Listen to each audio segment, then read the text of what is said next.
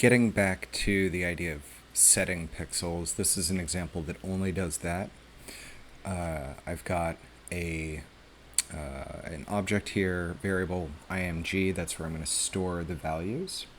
Create my canvas, change the color mode to hue, saturation, brightness.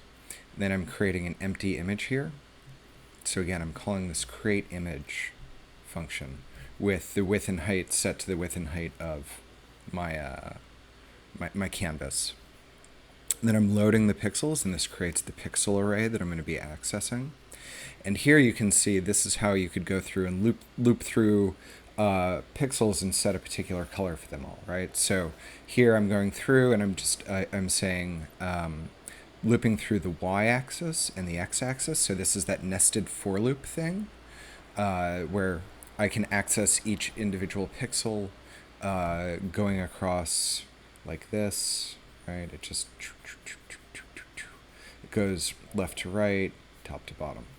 As I go through this double loop, right? And what I'm saying here is set the value of each coordinate, so x, y, to this color, all right? And so in this case, what I'm doing is I'm doing the x and y for hue and saturation, and then I'm mathing out something for the brightness. So we've got like some light things up top and dark things at the bottom, and we can see the whole color spectrum.